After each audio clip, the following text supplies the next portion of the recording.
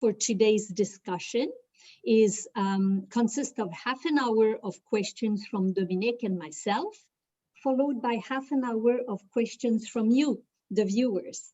So please ask your questions using the Q&A feature, and feel free to upvote, to use this upvote function to put your favorite questions at the top of the list.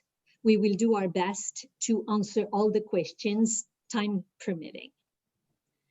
So I'd like to start by telling you a little bit about our organizations. The Canada Foundation for Innovation, or CFI, is a non-profit funding organization, and we support research infrastructure. So that is the labs, the facilities, the instruments that researchers need to carry out their work. SSHRC is one of Canada's 3 federal funding agencies.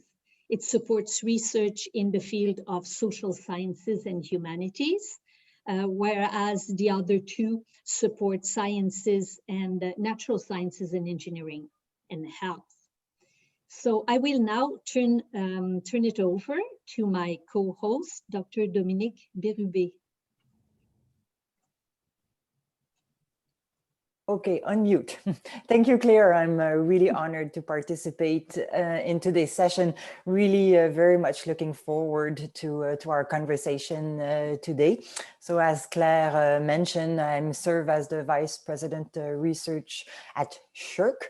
I also oversee strategic direction and the delivery of multi-sectoral and interdisciplinary programs across the different agencies and council.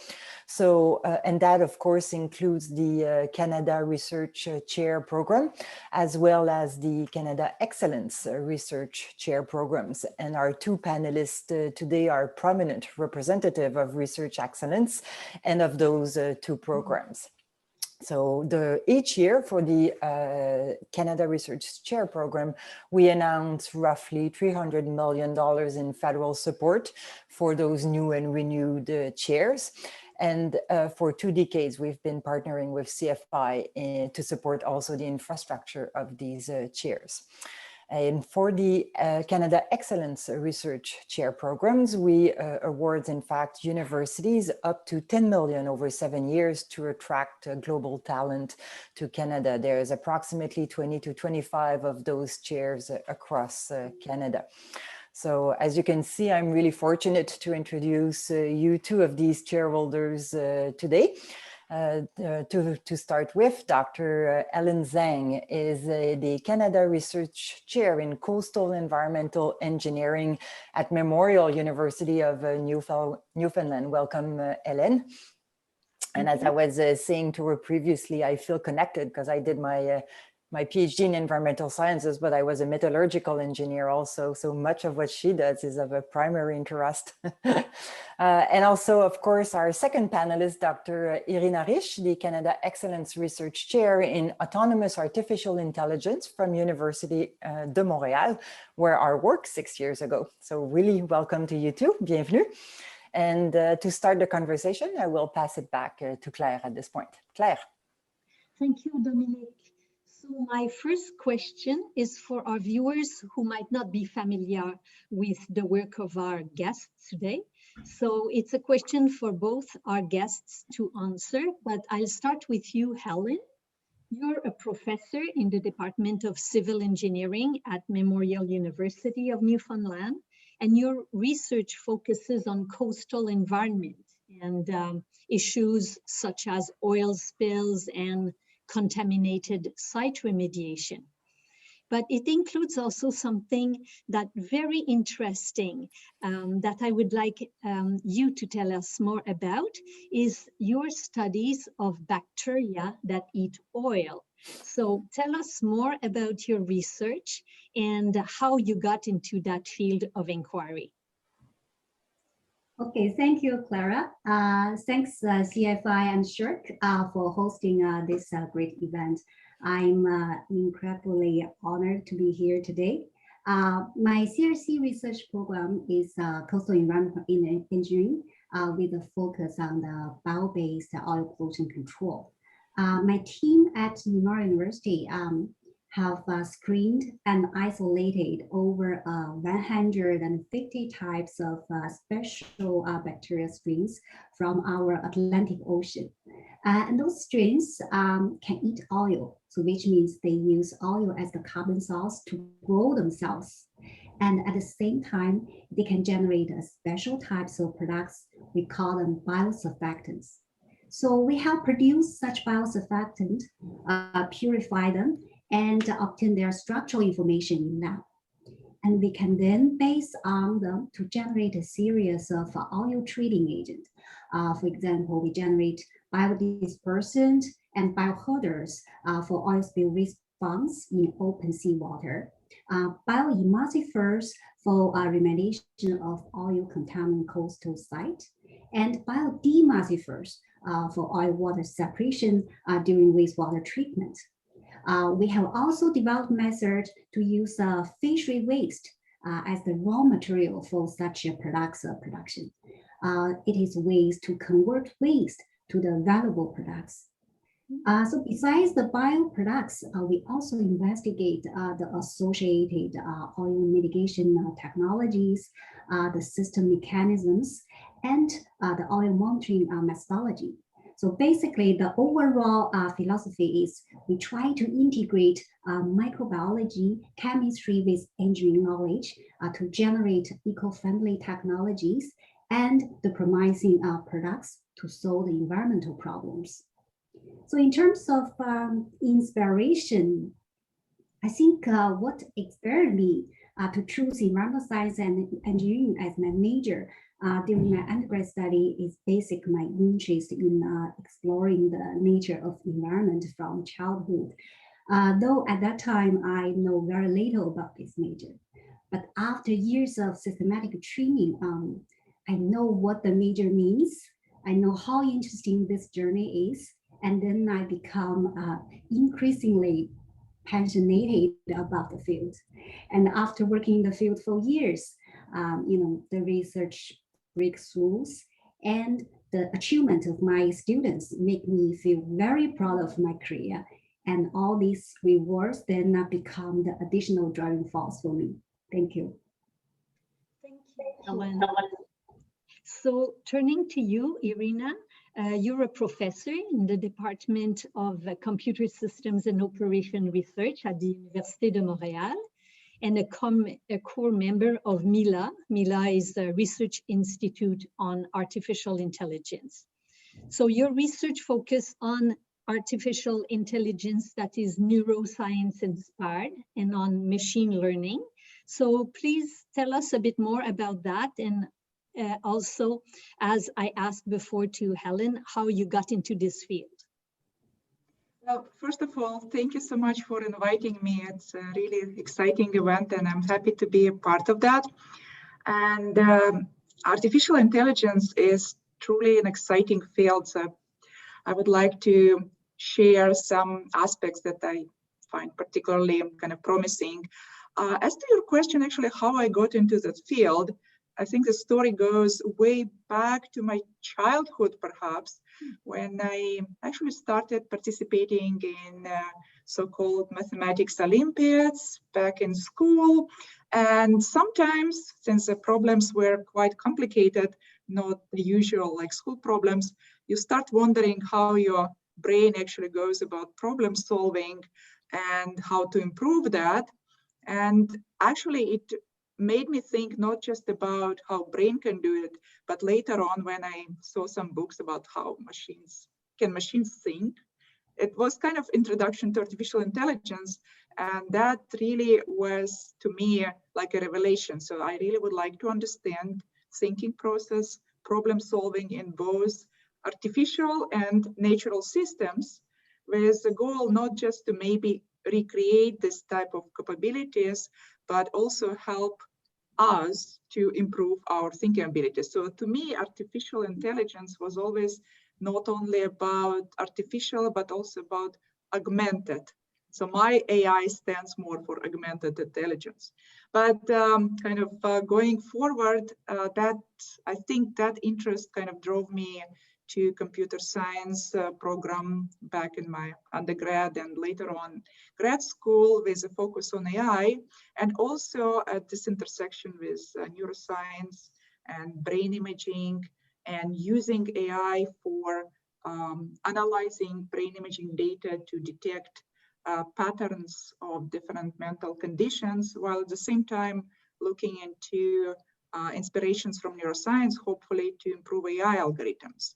And that kind of line of research was going on for years when I was back at IBM T.J. Watson Research Center in Westchester County, New York.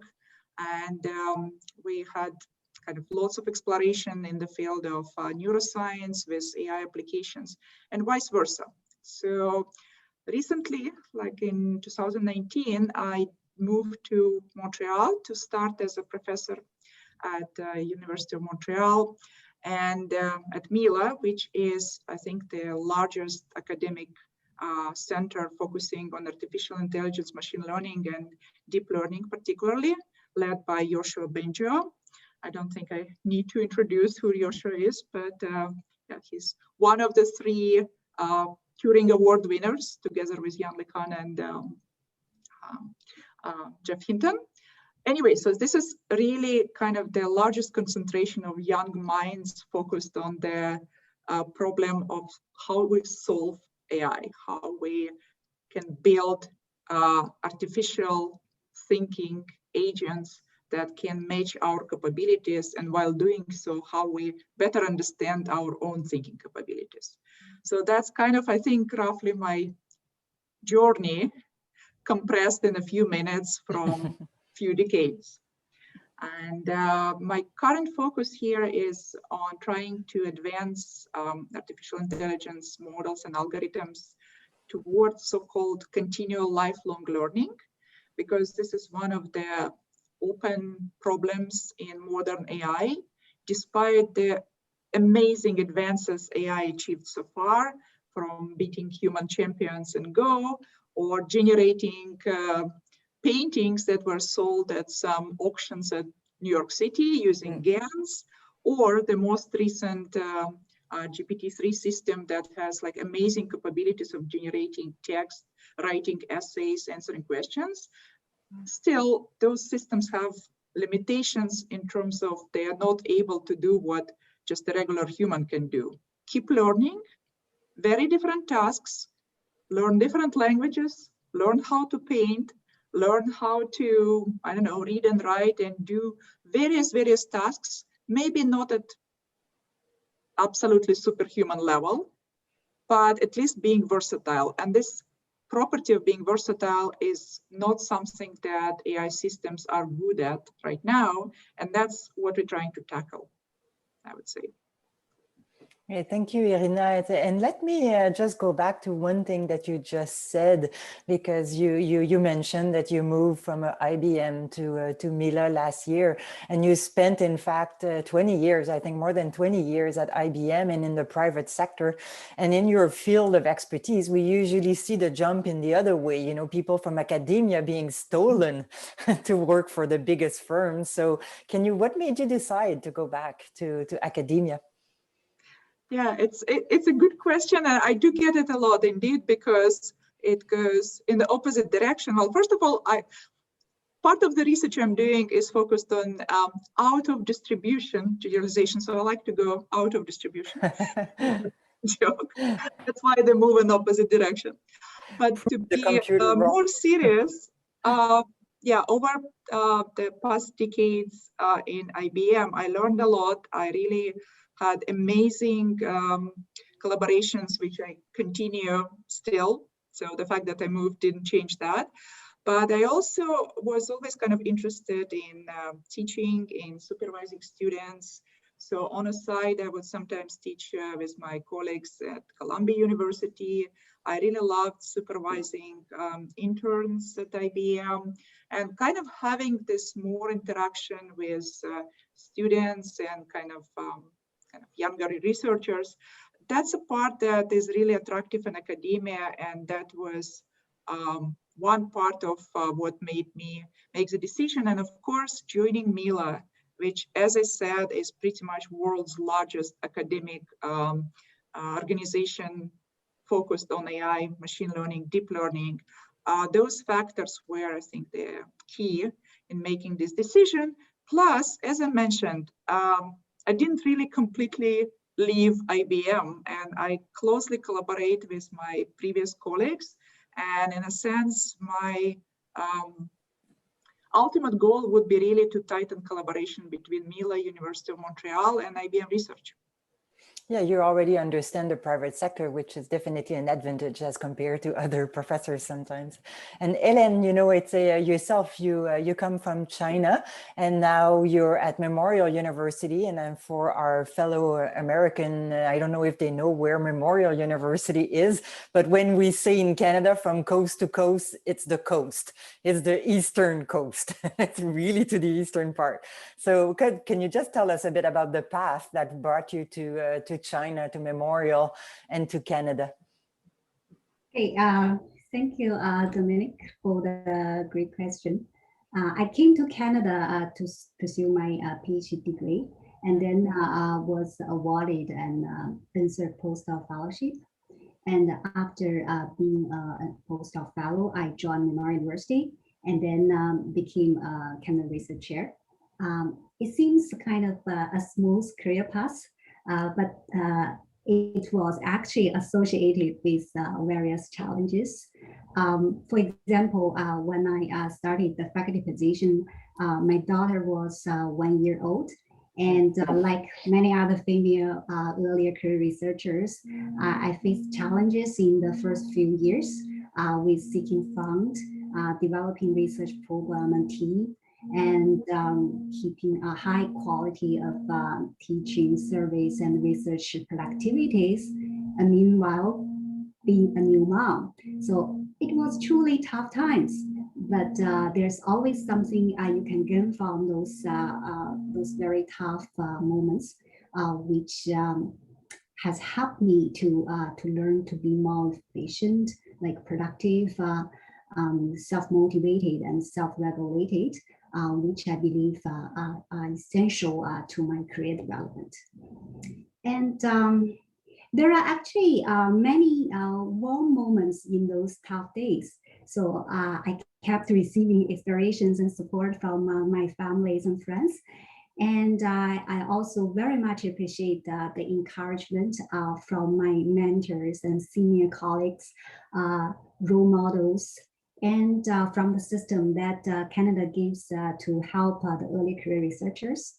I got lots of very valuable tips on improving the teaching and like writing research proposals and establishing leadership. And my senior colleagues granted me many opportunities in these years, and each time they did so, they said, "Hey, Helen, no, you have one more line on your CV." No. So I think all these are essential for shaping my career. And I like to emphasize that at Memorial, we indeed has very warm working environment. And in St. John's, where we're located, we have like beautiful scenes. We have ocean landscape. So welcome to visit us at any time. Thank you. And I guess the coastal environment is important for you, given your expertise. That's a good reason. Claire, it's your turn. Yes, continuing, Helen, you mentioned how proud you are of your students.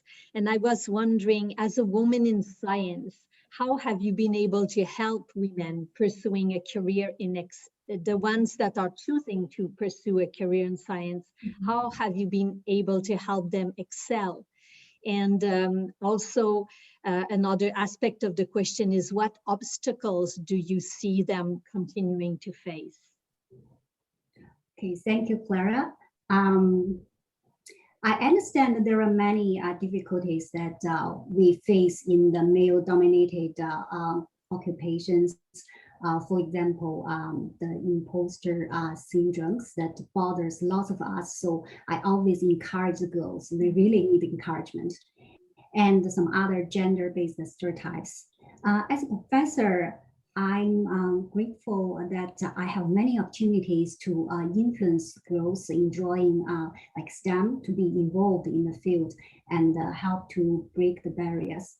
For example, every summer, I accept applications from local high school girls who are interested in working at my lab to gain some scientific experience, and a program named WISE-NL, so Women in Science and Engineering in Newfoundland and Labrador. I have a strong driving force to do so, and that means a lot to me due to my own experience. Years ago, I worked as an environmental engineer in China after my master's study, and I didn't have a sight on a PhD.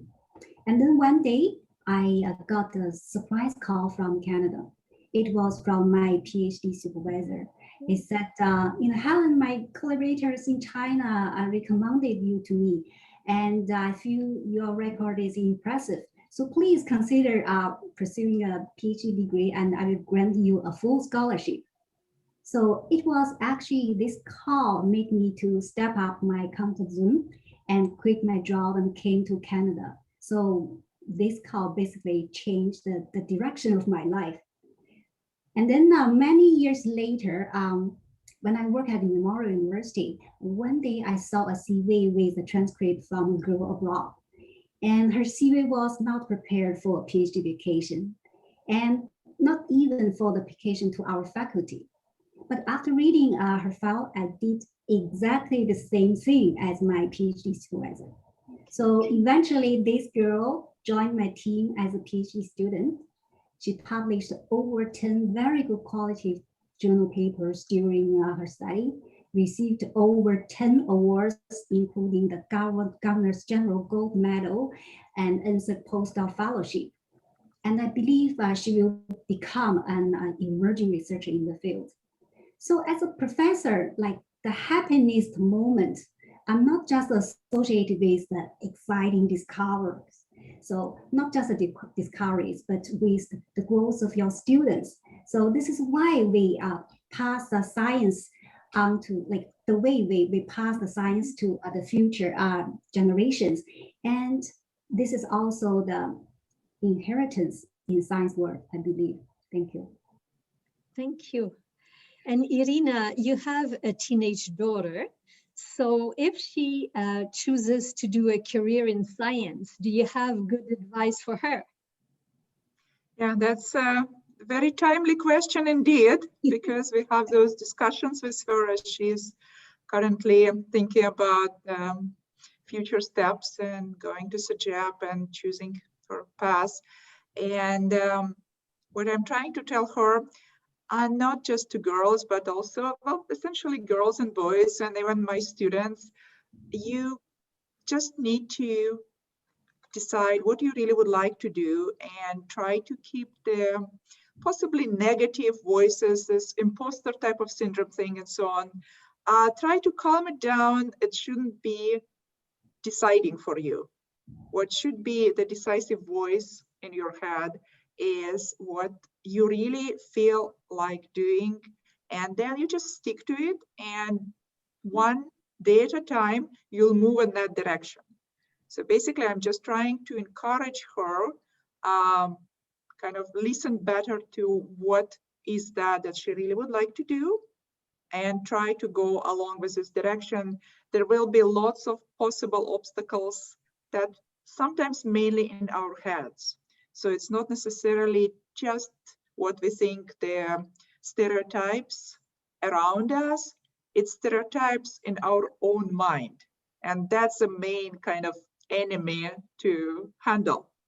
So once you manage to calm down the voices of kind of preventing you from fulfilling your dream, it doesn't really matter what stereotypes around you are.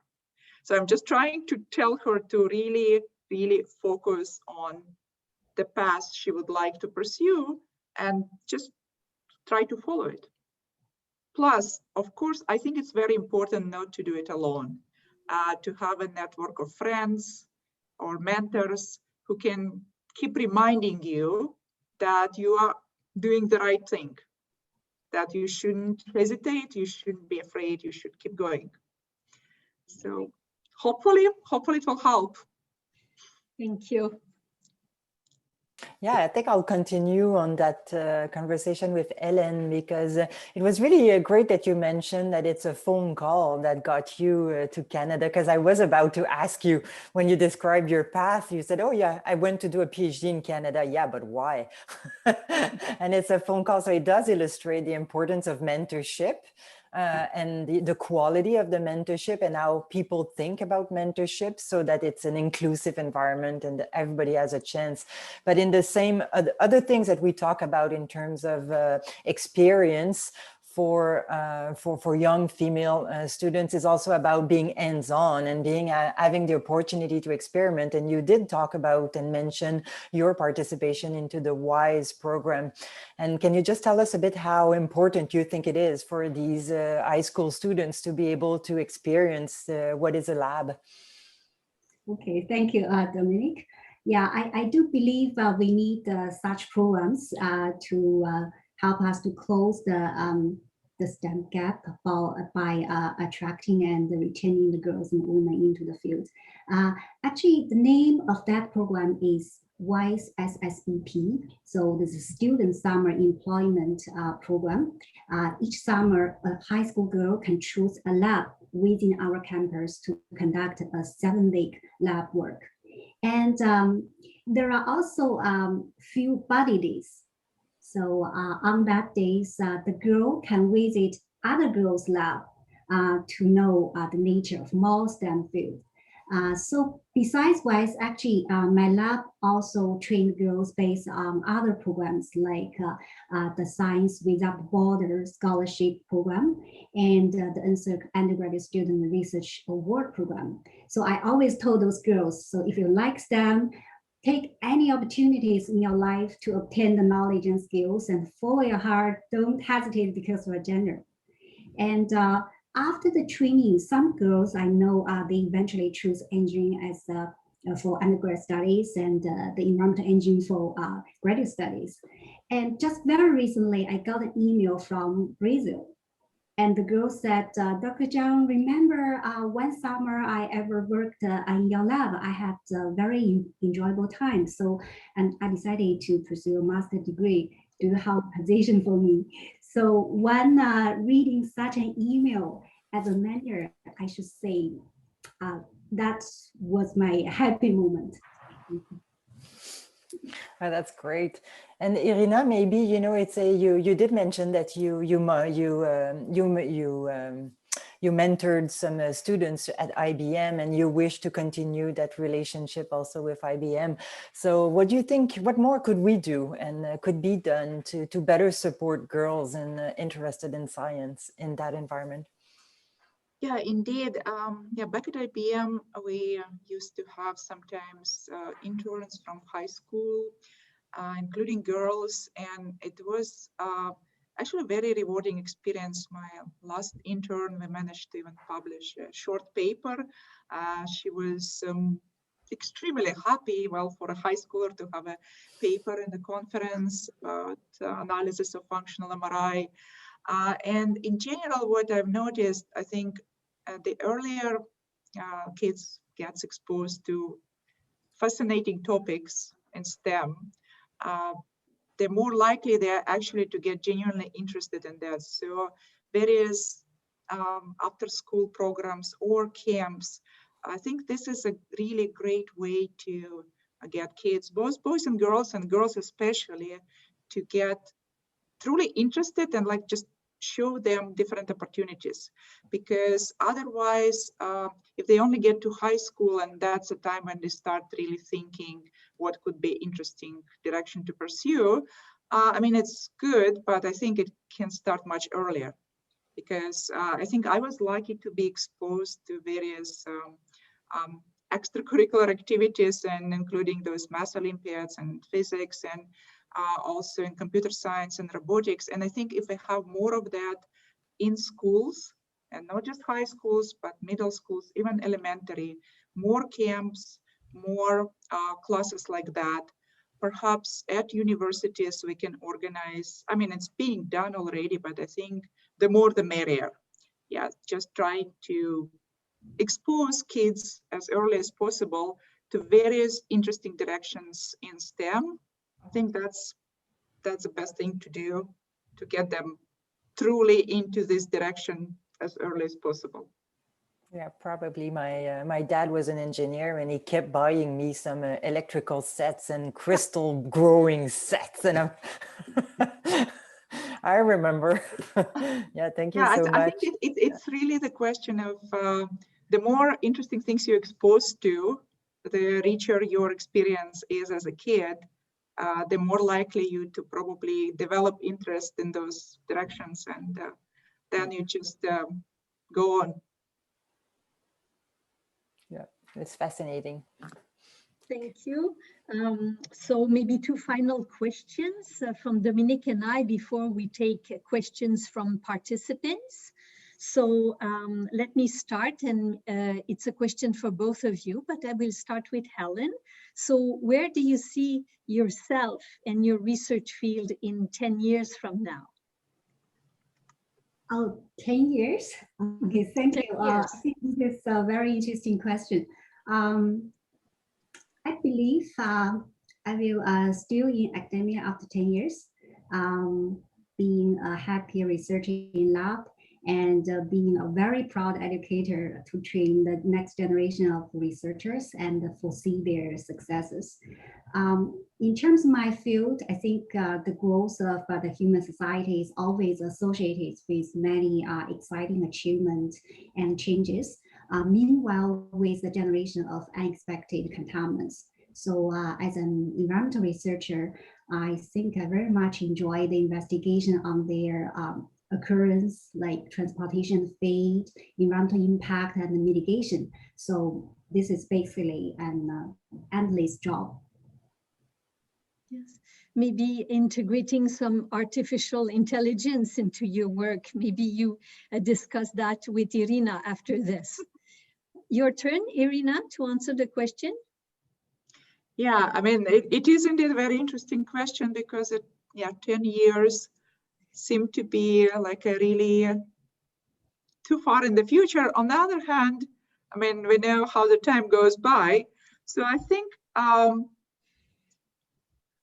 I probably will be in academia, and the group will probably keep expanding, and hopefully, well, it's a half joke, but maybe by the time we'll solve AGI, artificial general intelligence, or at least, well, to be realistic, we will advance it considerably. And given the current speed of advances, I mean, it might be close to sci-fi in a sense, but I think we will, regarding continual lifelong learning, will be definitely much closer to what people can do in their normal, regular lives. The artificial agents will be able to do this kind of learning of multiple tasks, very different kind of things. And essentially, I also hope that that we can focus on making artificial intelligence, as I mentioned, not just more advanced, but more useful. And the idea of augmented intelligence rather than just artificial is something that I really hope is a direction where it will be going.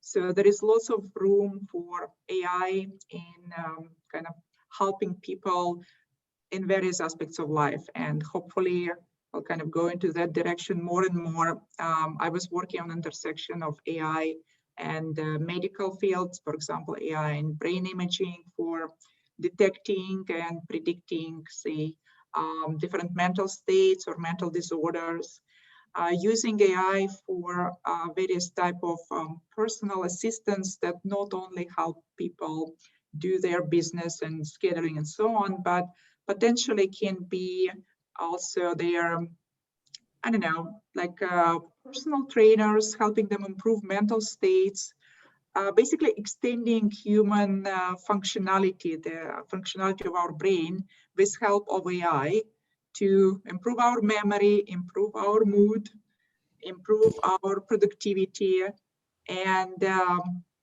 basically indeed augment our capabilities with those of AI. So that's a bit of a futuristic maybe vision, Yeah. but on the other hand, it's already happening. There is lots of research by my colleagues and other groups and even companies focused on, for example, using AI for a dialogue for therapeutic purposes, like not necessarily replacing by any means human therapists, but helping to bridge the gap between the demand, for example, for therapy that we all probably really well aware of, and supply of kind of human doctors who can indeed see the patients, because obviously, especially with pandemics, the need for kind of mental health services for therapy keeps increasing, and it's practically impossible for even the best doctor to see all the patients on a daily basis. But various systems being developed for the dialogue, especially focused on the mental health, can potentially at least partially bridge this gap. And it's just one example where hopefully having AI in the loop can, as I said, help us augment our, not just intelligence, but our mental well-being. And I'm kind of really looking forward for advances in this direction. So to go back to your question, I think that I will still work in academia, enjoy giving lectures and doing research with my group, and hopefully focus more on kind of applications of artificial intelligence to improve the life of humans, essentially. We're going to follow very closely your research. Oh, wow, now we'll have to really live up to those expectations. Claire, if you don't mind, instead of having my question, I think I'm going to go to the Q&A and the question that I see, because there are quite a few questions, and I see one that brings us back directly to the thematic of the panel here, that was about the challenges for women in STEM. And there's one question from an anonymous attendee that was for Helen, but I'm pretty sure Irina has also a consideration. And she does mention, the attendee mentions that the inequities that are, I guess, the systemic barriers that we face in the research ecosystem to be able to advance at the same rate as our male counterparts. For example, the lack of publishing papers, of course, when we go on a maternity leave. I've got 2 kids, you've got kids, we know what it is. So do you have some good suggestions for us, the agencies, and for your institutions and universities about what could we do better to overcome and to make the playing field more even for everyone? Helen? Hey, thanks for this very important question, I should say. In my opinion, it is not just the maternity leave itself that may affect the performance and productivity. Motherhood actually means drastic change in your academic life. And we need to quickly upgrade our system with a higher multiple tasking capacity and efficiency. And this can be quite challenging. So I'm quite fortunate that I had a supportive environment to help me to face the challenges. However, I observed that systematically women are still directed to work-life balance with more childcare and domestic responsibilities than men. So of course, women need to overcome the challenges through maintaining a high level of motivation, like self-regulation and diligence. However, I think having a very good supporting system is very important for us. And I think we can do more at the organizational levels and the systematical level to facilitate the women to overcome those challenges. For example, through generating the favorable policies, so we can engage ourselves in serving those committees, try to take some administrative roles to lead to certain types of, very supportive system. for us. And also, I feel that the increasing the public awareness through education is also very important. Therefore, like I very much the CIFI and SSHRC can organize such a great event. I think all this is very meaningful. Thank you.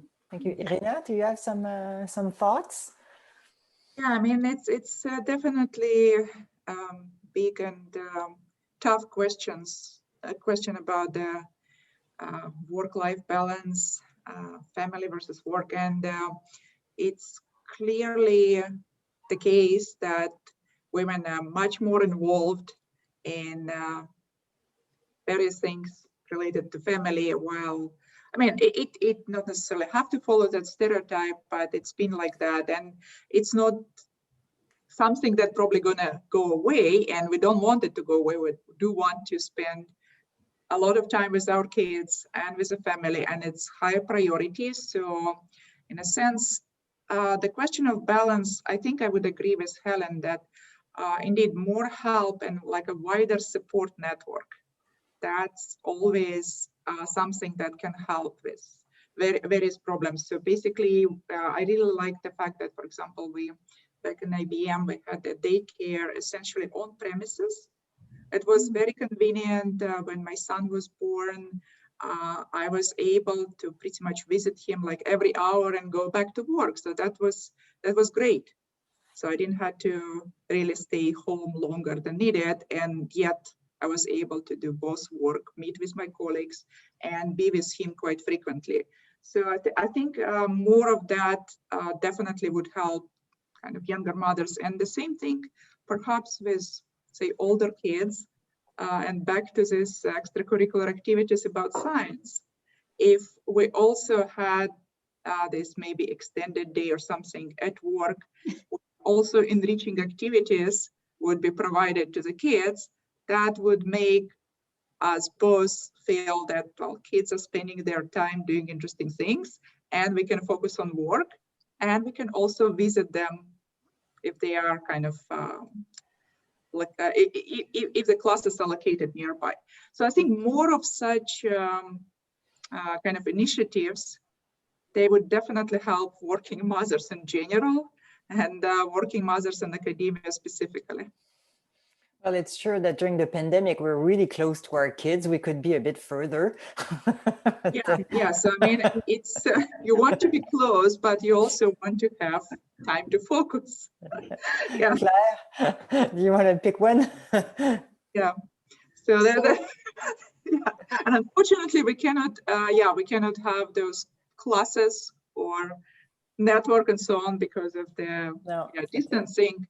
Yeah. So now I know it's particularly tough, but well, the schools are currently open, so at least I know it's a bit controversial and there are discussions about that, but I think for the mental health of kids and parents, it's a good idea to keep schools open with all possible precaution measures, but try to keep them open if we can. Yeah. Claire? There is a question in the Q&A that caught my eye because both our guests have been international students. So how an international student can deal with difference in teaching styles and learning requirements while maintaining excellence and motivation? Good question. Very good question. Well, as a former international student myself, yeah, it was quite a difference between, I would say, approaches back in Russia, where I moved from. I did my undergrad degree there. I moved to US, to California. And I think, again, being very kind of proactive and trying to, when you feel that there is some disconnect or you don't understand something or you're not sure, you need to talk to your professors, you need to talk to your fellow students, you need to kind of keep in touch and not to isolate yourself, because sometimes the easiest thing is to ask and discuss and maybe explain your difficulties And I'm pretty sure that professors will be very willing to help.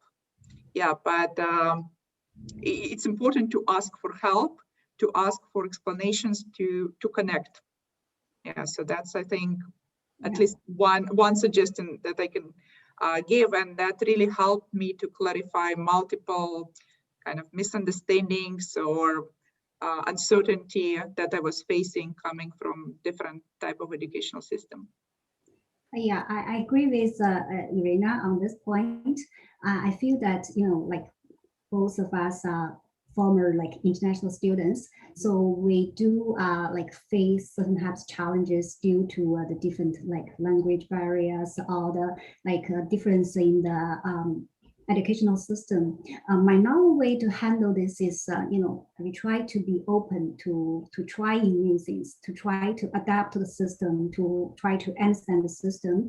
And the fun part of like learning a different country and different education system is you have more chance to learn new things, and learning them will help you to build like the bridge and opens the door to the like all types of difference, including the culture differences.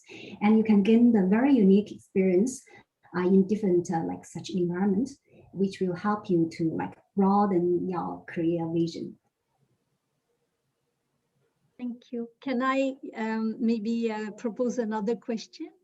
I like that one. It has a lot of punch. So it says, what are the things you feel worth fighting for and advocating for yourself in your career? A lot of time it is a hard call, particularly when you are like the person is at the start of the career. Yeah, this is a very good question. I think, you know, we definitely, so we have some types of moments we feel that we definitely need to speak up. Normally, if we experience or observe the like gender-related like unfair treatment, for example, normally we will like try to fight for that, because we're not like speaking up just for ourselves, but for the growth of our next generations. So we do have certain types of observations or experience, but I think we can handle it in a very positive way. Yeah. Thank you. Irina, some thoughts? Well, yeah, I agree that indeed sometimes, especially for girls, I guess, and women, it's harder to speak up and potentially voice opinion that you know not everybody might like.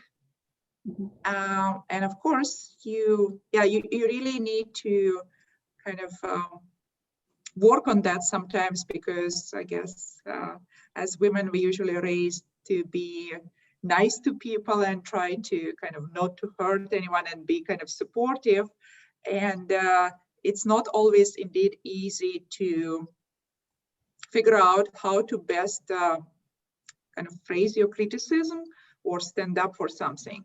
And I believe there are very good ways of doing that, and it doesn't have to be contradictory, controversial, or it doesn't have to be really a fight. I'm actually a big fan of nonviolent communication books.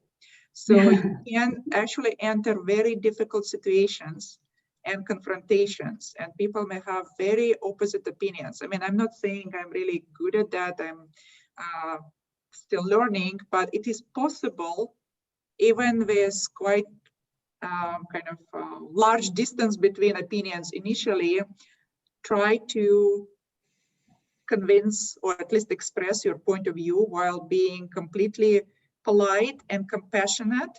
And in those sometimes heated arguments, you try to keep the focus on the other person as a person, while at the same time trying to argue for particular kind of arguments that you're trying to make. So, and I think when you separate like the logical argument from personal, usually people respond to that well, because they understand that it's not personal attack. It's truly attempt to get to the truth, to clarify something. But I know that it's not always easy, and it's always associated with lots of anxiety, especially, as I mentioned, culturally, we usually do not want to hurt anyone.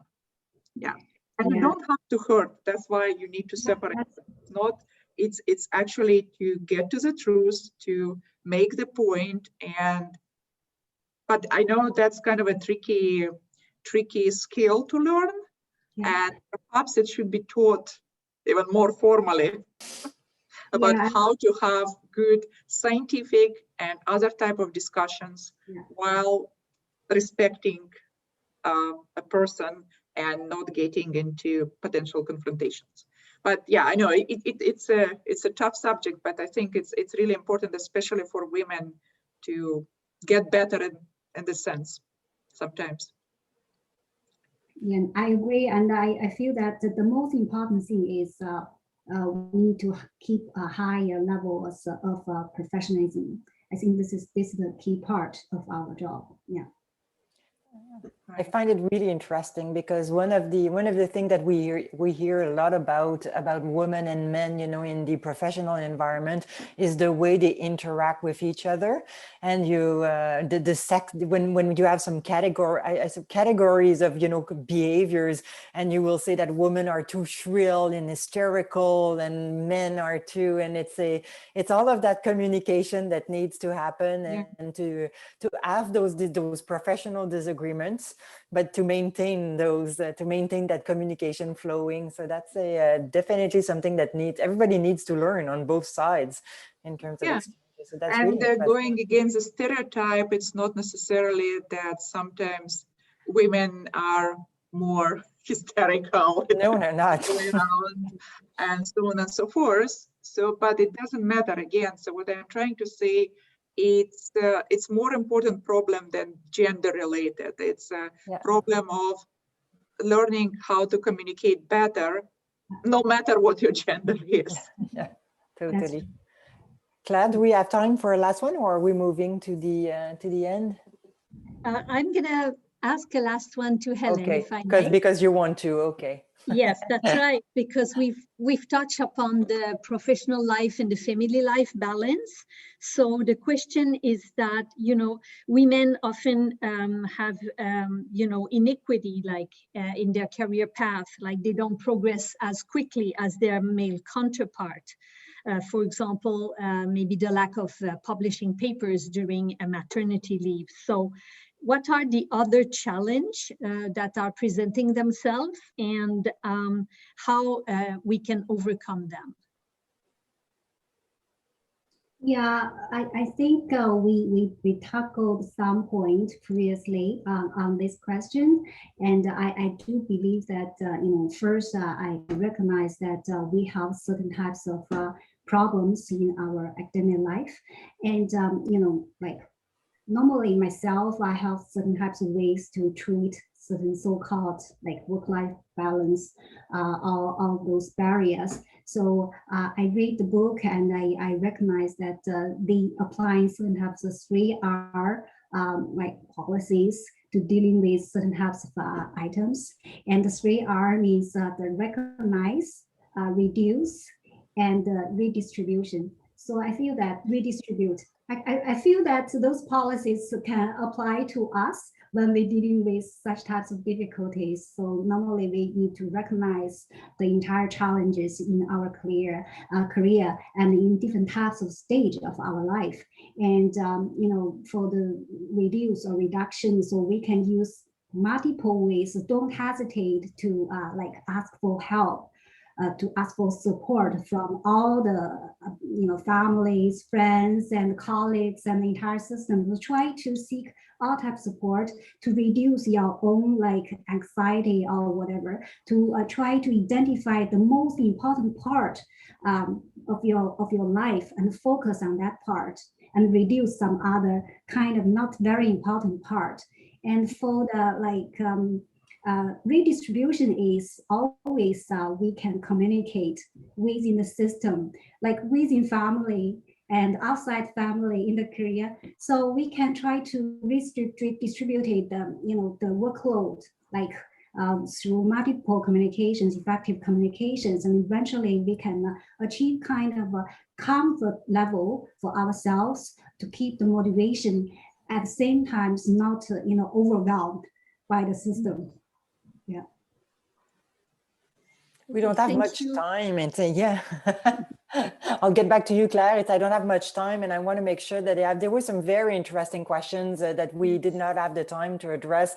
One of them was really funny because they were asking you how AI could help pollution or climate change. So that could have done a good conversation, and we could spend an hour trying to find, I think we're going to follow up on this one. But I just want to give you the opportunity, Helen and Irina, maybe to have a last, your thoughts, share a last thought before we close the session. Irina?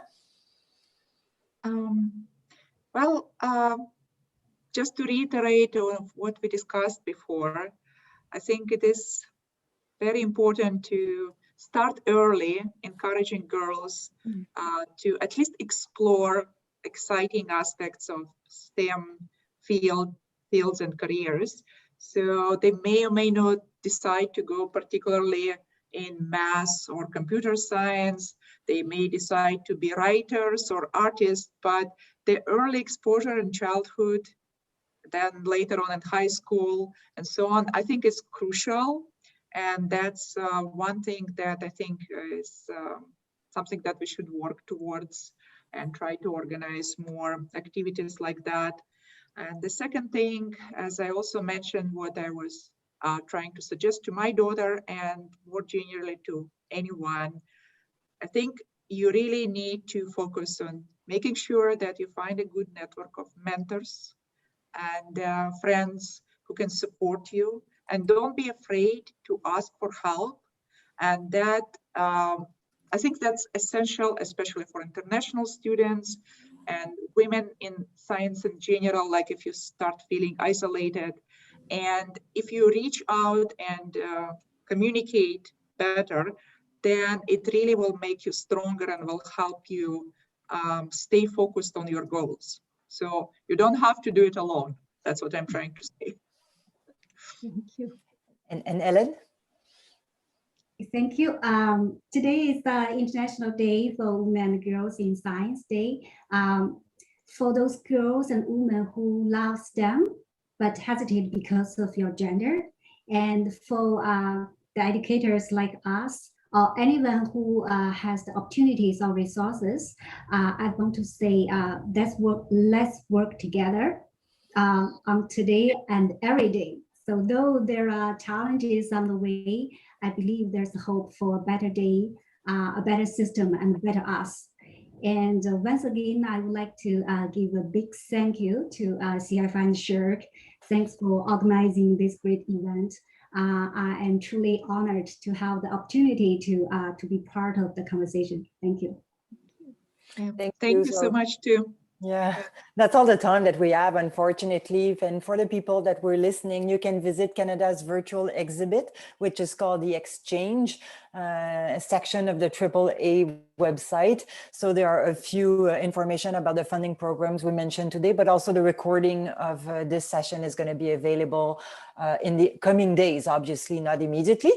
And we will also send a link to all the participants to the recording of this session if they want to listen to it again or share it. So thank you so much for being there. And I'll leave the closing remarks to Claire at this point. Yes, thank you everyone who joined us today. And of course, a special thank you to our two guests, Dr. Helen Zhang from Memorial University and Dr. Irina Rish from the Université de Montréal. On behalf of CFI and SSHRC, thank you for your participation. And to everyone, thank you and have a great afternoon. Thank you. It was great having that conversation. Thank you. Thank you so much. Bye. Looking forward to see you again. Here. At some point. Hopefully in person. Hopefully in person. Good International Day. Okay, bye. Bye, everyone. Thank you, everyone. Take care. That was great.